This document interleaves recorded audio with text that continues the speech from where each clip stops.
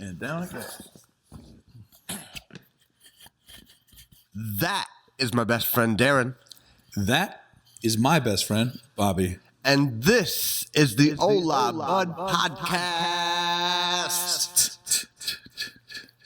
Hola, Bud. Hola, bud. How are you today? Good, man. It's been a long time since I've seen you. I'm so glad you're back. Actually, I just seen him. He came into my work today, so it hasn't been that long. That's true. Stopped in the old Verizon store. Talked to my buddy here. He did get mobbed by two people right away wanting to help and try to sell him something. So I will say. They are very helpful in your store. But I was like, sorry, I'm here for Darren. And the guy looked very disappointed. He's like, God, can you blame him, though? They're always asking for Darren every time they come in. He did say that. That was Big Baby. Mike Anderson, one of the most solid people. He'll probably be on this show. You guys can look forward to seeing him. He's solid as they get. Shout out Mike Anderson. Yes. Now, today, we're going to try to hold our mics a little bit closer we talked to about our that. mouths today. I watched the footage of the last one, and I just think it hopefully is going to help. But I have a pretty mouth, and now that people can't see it when I'm doing this. Look at my mouth. It's Yeah. They're missing out. Poor folks. Oh, man. So what do you want to talk on today, man? Well, I did have a few ideas Okay. based off of our last podcast. Yeah. Excuse me. Let's see. I wrote them down. I forgot to grab my notebook. But one of them was, karaoke. You Yes. told me a story about your karaoke experience in Mexico. Yes. And so I thought I should probably share a karaoke experience of my own. Oh, please. I didn't know you had one, but please do. Excuse me.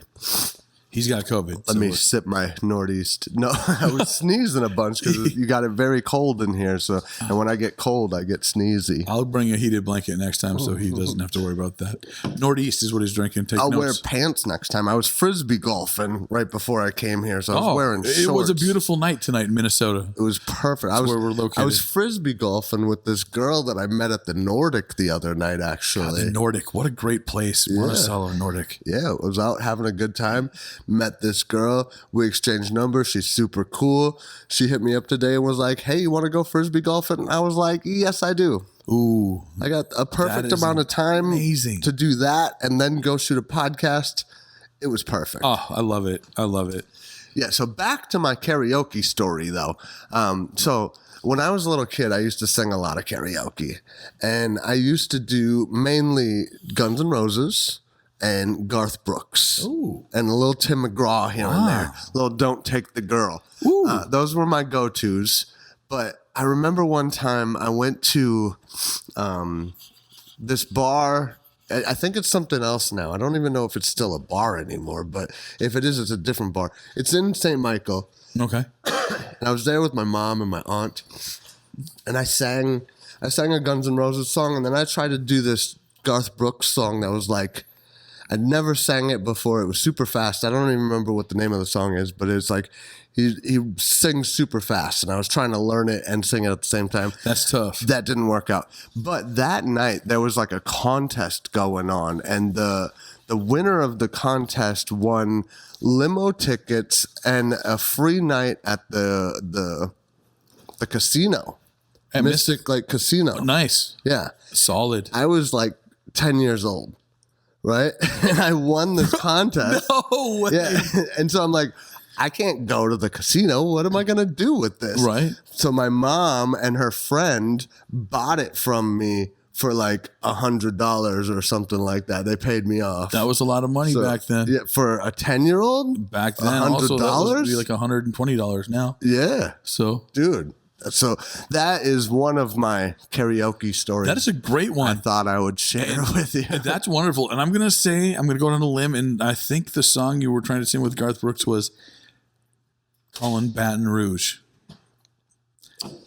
Maybe. Because he talks real fast. Operator, won't you put me out there? I got to send 11 down to Baton Rouge. Hurry up, got to I get think on that was it. I think that might have been it. Yeah, wow, you're good. That was good. Yeah, that's what we do, man. We try to think of shit like that. Dude, that was a great karaoke story. I loved that one. Yeah. I was watching the footage back and I was like, oh, you know what? I should have told that story. Yeah, it's never too late for a good karaoke story, no matter. If you have any karaoke stories, please share. Type it in the wherever area is down here. Click the like and subscribes wherever it is here. Here. Yeah. Wherever. I don't know. I'm probably real far off, but wherever it is. But yeah, definitely tell us what your favorite thing to sing karaoke is, or a fun karaoke story. Or if you want to hear us do karaoke sometime. If you want to hear Darren do karaoke sometime, come to the 152 with us. Please let us know. That'll be a great time. Guaranteed. So, work, I got held up a little bit, but it was a really decent night. Always is, man. You got decent people you work with. Let's talk about that. Does work make, does your environment at work make or break the job? Absolutely. Yeah. I mean, the people you work with and like the way things flow, that definitely makes a huge difference. That can take a shitty job and make it all right. And that could take a great job and make it shitty. So when I was at Camping World, originally it was great. Yeah. And then we got another boss and then it was shitty. Word. So for me, 100%, your crew, your management, makes the job worth keeping. If you're having a good time and you're happy at work, it doesn't feel like work. And I love not feeling like work at work, because who wants to work? Well, nobody wants to work. I mean, if you were rich, would you do your job for free? Not for free, no. If money didn't matter. If money didn't matter, maybe. I just love people. Honestly. There's a lot of assholes that come in, though. Yeah. There's a lot of entitled people like, I bought this phone 4 years ago. Look, dude, I don't care. I don't care. Right. Why would I care? I didn't sell it to you. And if I did 4 years ago, I certainly ain't making money off you now. So, yeah. And it's like the majority of the people that go into a cell phone store, they're there because they obviously don't know anything about cell phones. Because if you know anything about a cell phone these days, you can order it online and you can back it up and you can do it yourself. Crazy. And you're actually going to save money and time and your own mental strength. But I'm going to let you know, it is much better to come to a store and see me. Always see me. If you're seeing Darren, that's a great idea. But unfortunately, there's not a million Darrens working in phone stores. It's a production when you come and see me. Most of the people in phone stores suck. Thankfully, I haven't had to worry about that because I've had the luxury of being in the phone industry for 22 years, on and off, mostly on. But so I haven't had to worry about who I dealt with besides myself. And that's always been lucky for me and my family. Try to take care of my friends, and I'll take care of you as well if you guys need it. And if you need any camping things, Bobby is certainly the guy that will take care of you. If your wallets are real big, Bobby's got you. Yeah. Come by a camper, but might as well. That's not what this is. Well, so we're talking about jobs right now. Yeah. So that's our current jobs. Yeah. But what was your very first job you ever had in your life? Oh boy. That like paid me through government type stuff? Well, hold on. If I say no, what are you going to say? Well, I started working when I was in 10th grade, and I wasn't a bad kid until I was a little older. So I think my first job was Denny's for like a week. And it was when you could still smoke in the restaurant, and I was a dishwasher. Nice. And fuck that. Fuck that. It was so gross. I was out of there. Fucking pretended to get sick. Left like a day after I started. No way. Then I did get a job at the Wendy's directly across the street from them. And I love that job. You liked working at Wendy's? Wendy's was great, dude. And I love eating at Wendy's. So Wendy's is delicious. Shout out to them for keeping me skinny. So Denny's was your first job that I can remember. Lasted not long. Went to Wendy's. Yeah, lasted a while at Wendy's. It was a lot of fun. The crew there was a lot of fun. Yeah. A lot of just out of high school people and people that were still in high school. Mm-hmm. My manager Brad at the time was super cool. Nice. We had this other dude that showed me how to cook on the griddle deal. Man, it was so cool. So I enjoyed it. So okay, and I think everybody should work at least one job where they have to serve the people just so they understand how not to treat people when they go to these places. Right. Because, whether you have to wait an extra 2-3 minutes or whatever we have to do, these kids, these people, these adults, they're working, they're doing their best. We just, as a society, think that everything needs to be so instantaneous. But what we really need to do is sit back and breathe a little. Right. Right. Because everything's going to be okay. I swear to you, at the end of the day, if your cheeseburger has onions on it, you said no onions, you go up there and be like, hey, man, I said no onions. Can we fix this? Oh, my God, it's done. Instead of going up there, stomping, grabbing, like rapping, scratching with the rat. Dude, you don't need to make a production. It's not that big of a deal, I promise you. At the end of the day, these kids are trying. These other adults, they're trying, and they're dealing with multiple people. Right. So, things can get lost in the transition. Yeah. It's just about understanding.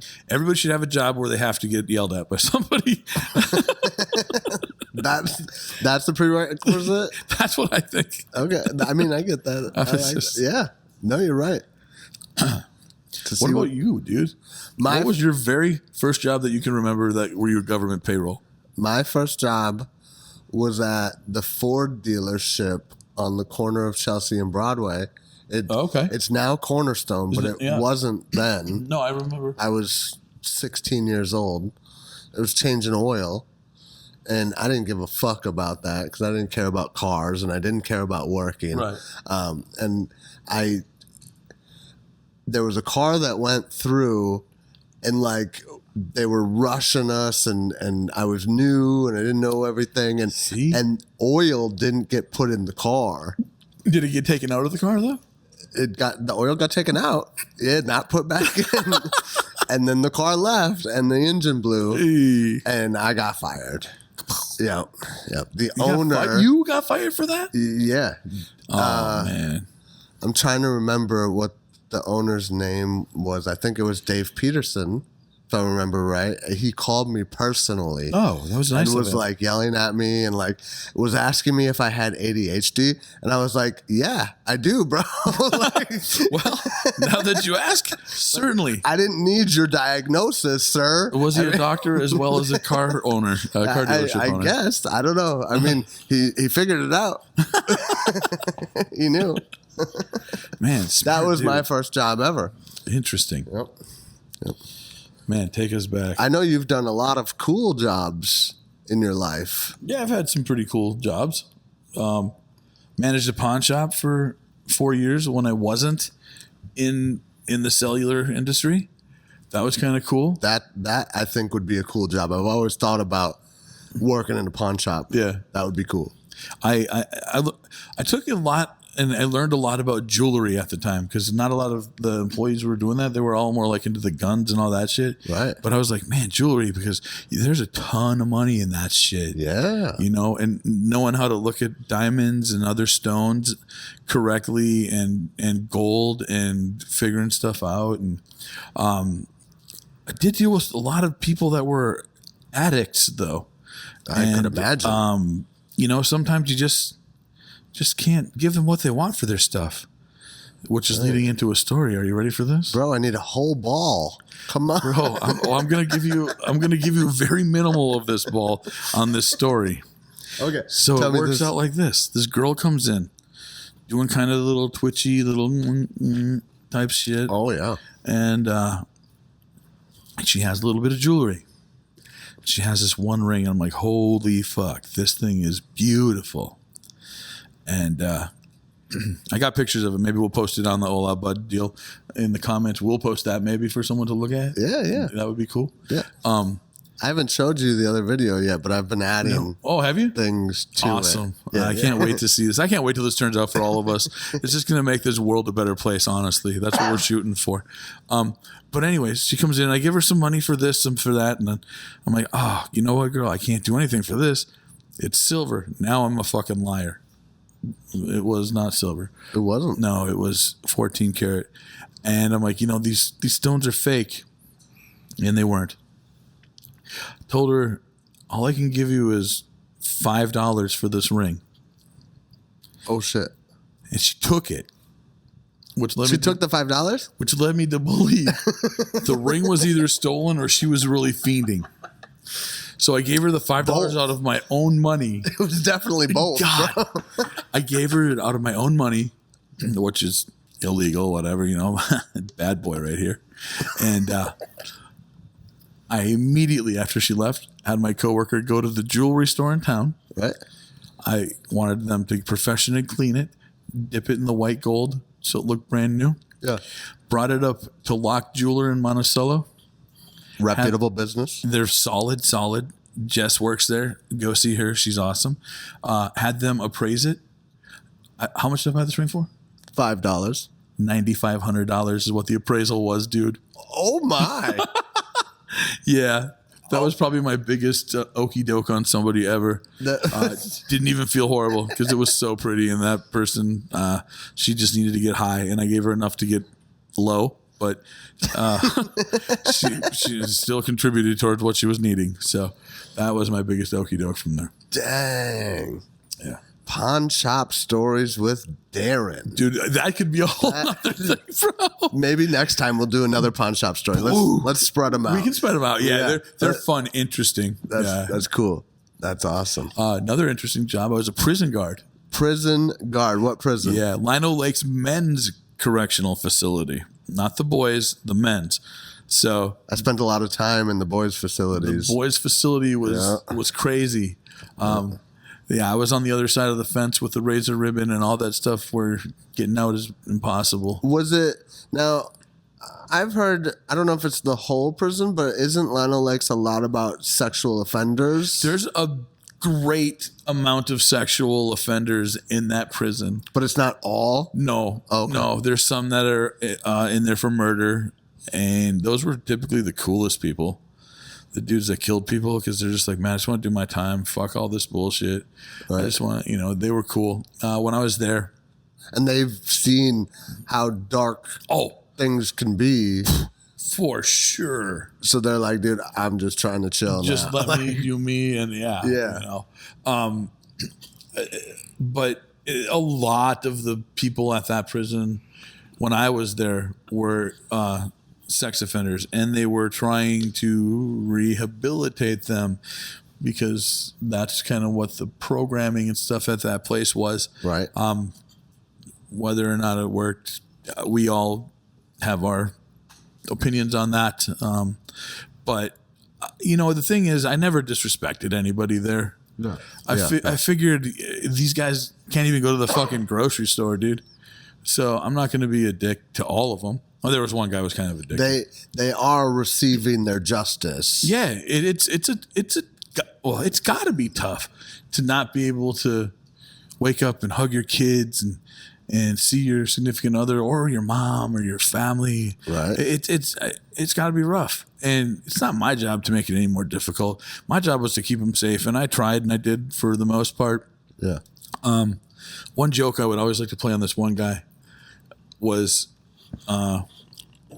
he'd be on the phone with his girlfriend, and it would be kind of towards the end of him being out, and he'd have to go in at 9:30 at night, and I would ask him, what time do I get off work? He's like, oh yeah, you get off at like 10:45. I'm like, that means your girlfriend's getting off at 11:15. I would tell him that. Hey, fuck you, CO. I'm just fucking with it. But, that's the kind of jokes and shit I would. Right. They knew I wasn't going to do anything. Yeah. And I would imagine they would probably throw jokes like that towards the CO's way. Right back. And, it was a job. But then I saw a lot of the people outside when I had my family, and stuff started to get kind of real. Like I'm telling my young daughter, go in this crowd of 30,000 people at the state fair that I don't know because I don't want this dude seeing that you're with me and blah, blah. And it got a little real for me. And I was just like, man, this is, and I was young. I was there when I was 21. There was a race war right when I got there and shit. Holy shit. It was insane. The natives and the blacks, and it was crazy. Between the natives and the blacks? Yeah, shit got nutty. That's not what I would have guessed when you said race war. No, yeah, it was nutty. But yeah, I've seen some stuff. It was It's cool. That's pretty wild. You know, and then worked at Sprint. That was my first cell gig. Yeah. Oh my God, Sprint. Back in the heydays of selling cell phones when you actually made a lot of money, and it was, you know, in some ways it was easier, in some ways it was harder. Yeah. Right? It was harder because some people you had to talk into buying a cell phone, where these days you don't have to talk them into buying they've a already cell got phone. their mind made up 99% of the time. But back then, you weren't really ordering a cell phone online. Nobody was doing that themselves. Yeah. You would go to a store. So. Yeah, they didn't. Online was just a baby back then. Right. You know, like I like to tell my mom when she asks me questions about how do I do this on my phone? Mom, there's this thing about 20 years ago was invented and it's starting to pick up steam. It's called Google. Yeah. YouTube. Right. She's like, you know, fucking shut up. But she does it and then she's like, damn, this shit's easy. Right. So it told me exactly what to do. Step by step of everything that is shit I forget about. It even showed me pictures. Yeah. It's just insane. But if you ever need a tech question answered and you come to me, I will tell you that Google is available for you. Yeah. And if it's not, I will show you on my phone as we are both sitting there together. So you've made a trip for me to show you Google. Right. So what did you do that's interesting besides you had a rap career for a little bit? Just another different never changes everywhere we go. It's all the same old thing coming through the stereo. Enough is all the English and material. I'm gonna use my brain to manifest a miracle. Yeah, nothing ever changes everywhere we go. It's all the same old thing coming through the stereo. Enough is all the English and material. I'm gonna use my brain to manifest a miracle. Like nine, I be single, your beat full of light. Section goes high, always grab a new height. Them 3MG boys always shining so bright. Cause we listen to the universe every time we write. Every time I grab a mic, it's like you were all about to witness the coming of James Christ. And you probably didn't get it, I'll explain it right. But you need to pay attention, it's my way of life. James is my middle name, Christ meaning consciousness. Y'all can go and hate, I damn it really doesn't bother us. My ego is an ant, you're the hippopotamus. Addicted to my music, I need hip-hop anonymous. There's a lot of us that stray this way, and every one of us got haters as they say. But so did all the artists that paved the way. You gotta focus on the target and make that change. Yeah, nothing ever changes everywhere we go. It's all the same old thing coming through the stereo. Enough is all the English and material. Gonna use my brain to manifest a miracle. Nothing ever changes everywhere we go. It's all the same old thing coming through the stereo. Enough is all the English and material. I'm gonna use my brain to manifest a miracle.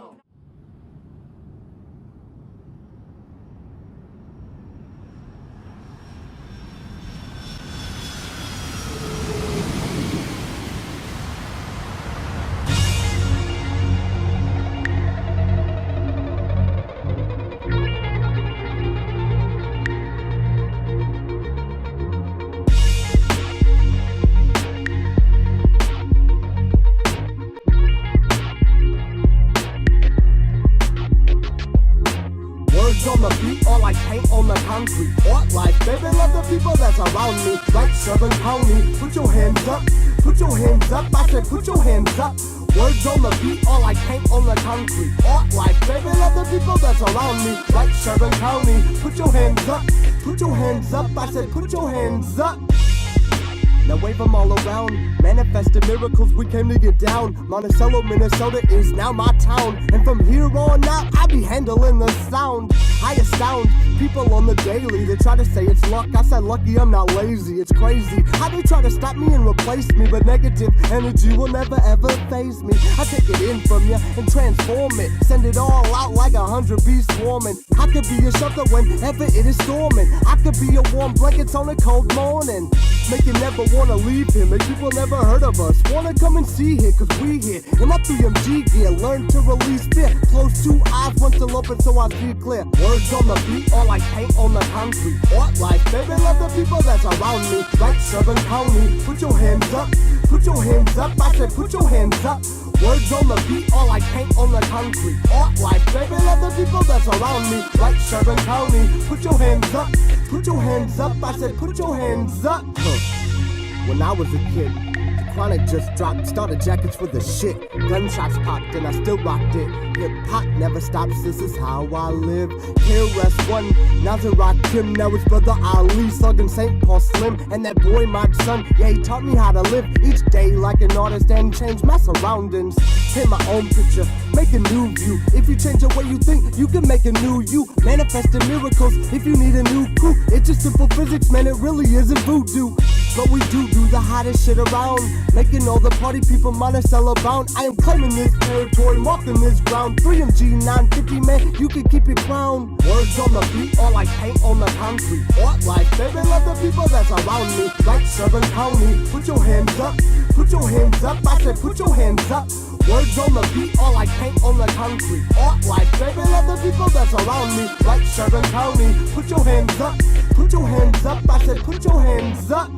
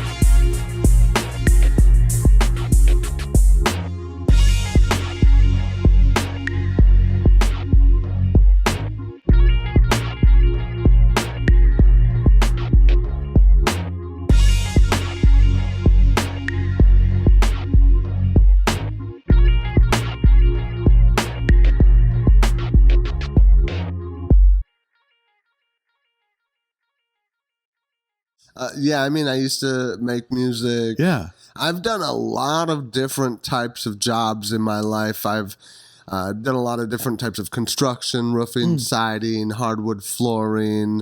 I used to clean movie theaters for a long time. My buddy's dad and his uncle owned a business that cleaned movie theaters, and we cleaned them all over the state, even went out of state sometimes to clean them. That was a really fun job because we could do it at night. Like, you could do it when the movie theater is closed. Yeah. Right. So anytime between their closing and their opening, you can do it. And most, like, weeknights, it doesn't take that long. And even on the weekends in a small theater, it doesn't take that long. So we would work during the day, do normal jobs, do construction during the day, and sell weed on the side and shit. And then You what? Yeah. And then we would clean movie theaters at night. And so it was really good money that we could do, and easy work that you could kind of do on your own time and do on your own pace and schedule and stuff. But the funnest part about cleaning movie theaters was they had some movie theaters up in Duluth, and they had normal guys that would do the Duluth theaters, but occasionally they would want weekends off. Right? Like everyone does. Everyone wants that. So we would go up there, me and my buddy Tony, and we knew a ton of people that were going to college in Duluth at the time. So we would go up there and we'd go to the college parties and hang out, get wasted. And then we'd like get these drunk college kids like, hey, you guys want to go to the movie theater after it's closed? And they'd be like, oh, fuck yeah, we do. And we'd get them there, and then we'd have them do the cleaning for us. Yes. Oh, as soon as we get out of here, we can fucking get back to the party and go drink and smoke and shit. So let's hurry up and do this shit, right? So we'd always be hustling drunk kids into doing our work for us. That's so good, dude. That was fun. That was I love a lot that of fun. shit. God damn. Any drunk kids need to get hustled, let us know. And I used to sell liquid multivitamins with the same people that I cleaned movie theaters and did construction with. We used to sell liquid multivitamins for a while. It was like a MLM business, a multi-level marketing.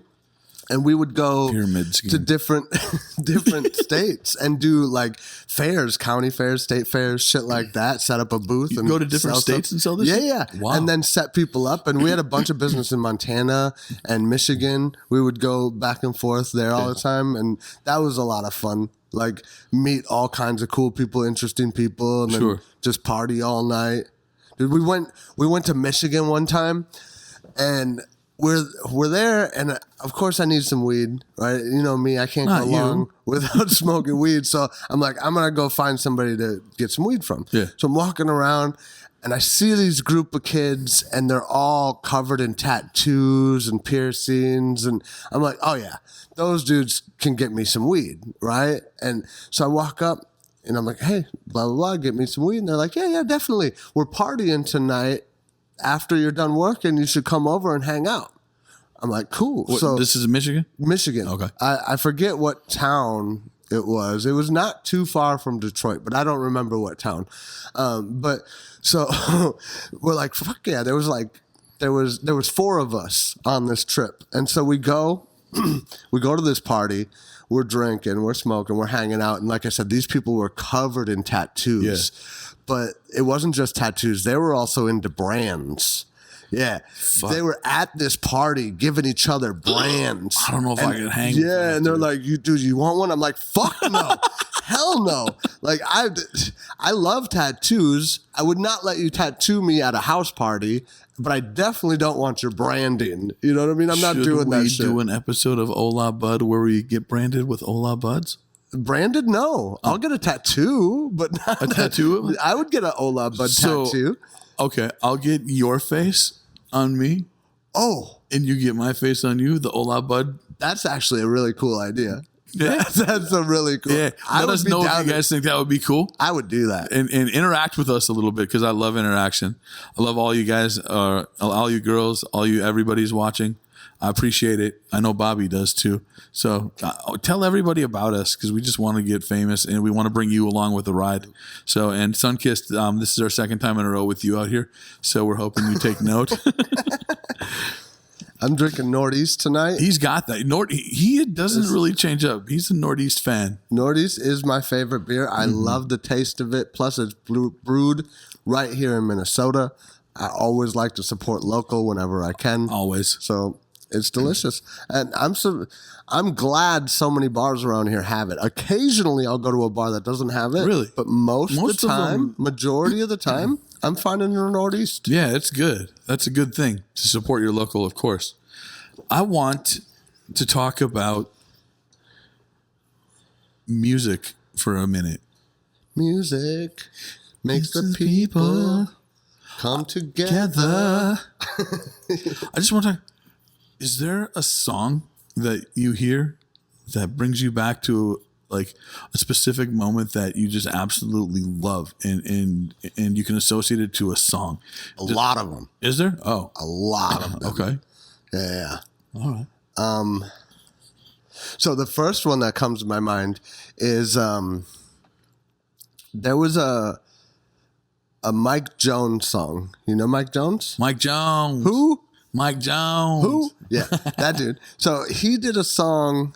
I want to say it was called. I forget what the song, what his version was called. But then Lil Wayne did a remix of it, and I think Lil Wayne's version is called "Sky's the Limit" or something like that.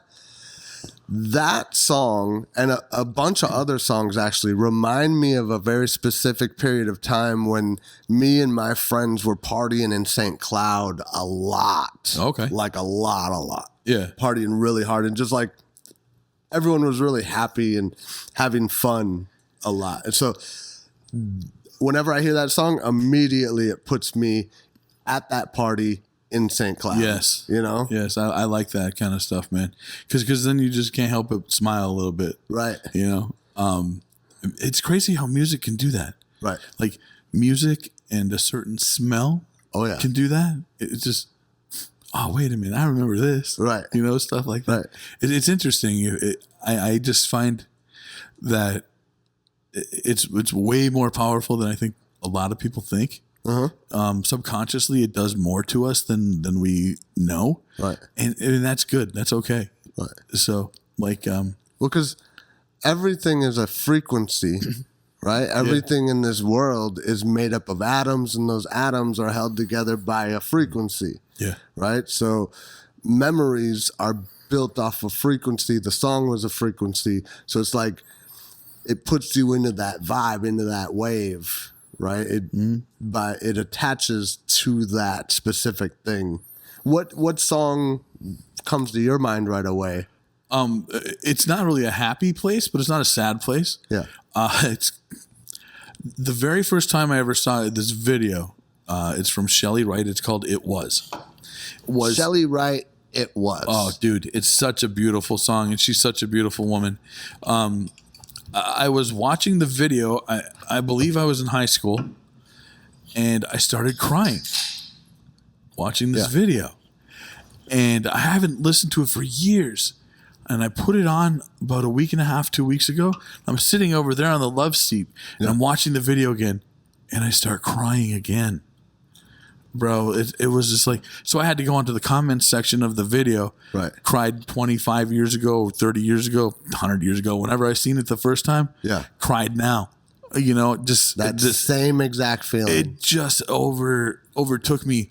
And, you know, watching her sing it and seeing how she's feeling in the moment in the video where she's like starts singing and then like turns away and can't, and then she starts tearing up, and you feel like she went through some shit to get to this point.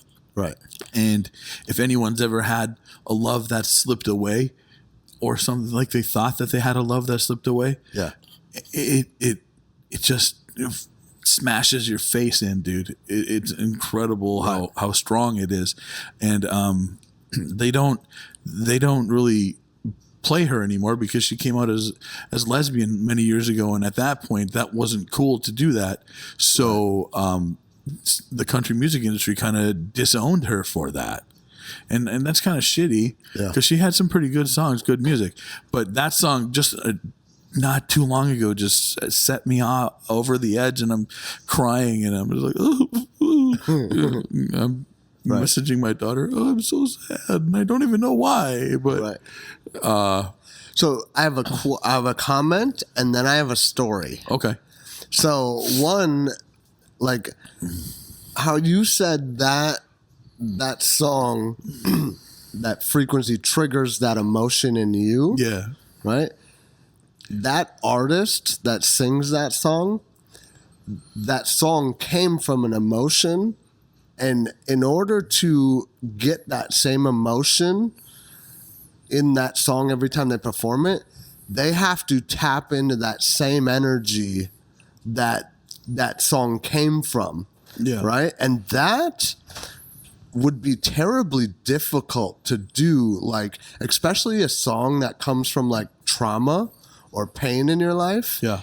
Having to tap into that every time you perform it, sure, that would take such a toll on your psyche over time, especially if that's like your most famous song. Yeah. Right? Now, the song that everyone loves, you fucking hate it because you have to tap into that every time you do it. Yeah, I've heard of artists where that they hate doing it, but everyone loves it, but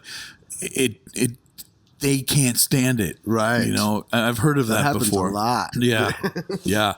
Way more than I thought, because I've just heard about it recently a lot more. Right. So, that's an interesting thing to say. Second, I had a story. Yeah, I want to hear it. To relate to your story. So I get very emotional from music as well.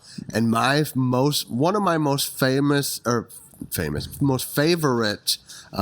performance I ever witnessed was, you're familiar with Atmosphere, right? Yeah. Okay. Yeah. So I was at Soundset one year.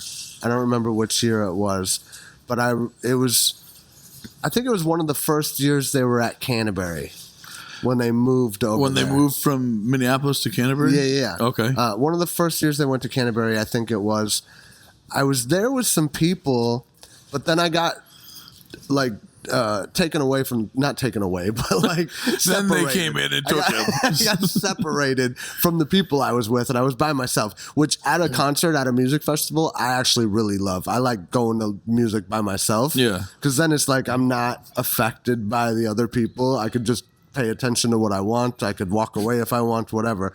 I like that. But I was at Soundset. I got separated from the people I was with right as Atmosphere was about to go on. Oh. Or they were performing. They were in the middle of their performance, I remember. And then like the sun was starting to go down. And right as the sun was like at the horizon. They go into their song Sunshine, right? Oh. And I was by myself. I was like kind of at the back of the crowd, so I could like see everything. I could see the whole crowd. I could see the stage. I could see the sunset, and like that brought me to tears. I was like there watching it, and I was like, there was tears coming down my cheeks. And then years later, I watched the video of that performance on YouTube. Yeah. And I have the same exact That's crazy. reaction. It's insane. I feel the same exact feeling that I was feeling that day in person. In that moment. Yeah. That's insane. Dude, I love that. Music is my most favorite thing in the whole world. Always has been. I don't know. I have a connection with music that I can't even explain. Like as a fan, as a person that listens to it, right? It's always been there. It's always taught me things that no one else taught me. And like, Right. you know, It's always been there. That's the thing. Yeah. It never left you. And it helped you get through some of the hardest things when no one else even knew you were going through things. right. And that's something that says something about what Right. it does. And I hope that a lot of the people, feel that too. Yeah. Because that's really what it's made for, is to help get you through and have fun. And there's so many different emotions it can invoke. And when you hear a song and you relate to that feeling, sometimes it's like a feeling that you didn't think anyone else felt. Right. And then you're like, oh shit. Yeah, this person not only felt it, but they understood it enough to say it in a way that other people could understand, that other people could relate to it. That's huge. That's big. Like, oh my God, they went through this too. Right. And That can help. they're letting everybody know. That can help a lot. So yeah, that's cool. Yeah, that was kind of cool. Yeah. I think maybe every once in a while we should do like a live reaction, show each other songs that neither one of us has ever heard, That'd be and cool. do like a live reaction. Have you ever seen those videos? Yeah. Dude, some of those are so cool. That would be fun, actually. If we have a guest on, we could do like a live reaction for them. It's tough, though, because we're recording with the phone. But we can show the TV here. But then how does that footage show up on the phone? So maybe have to do it with by a that time computer. we'll have another. We'll figure it out. Yeah. We'll figure it out. You're smart enough to figure that out. I'm not. I am not smart enough to figure shit out. He is. I am just here for the ride. We'd like to say thank you to Loon Vapes, keeping Bobby's lungs full of metal. Thank you.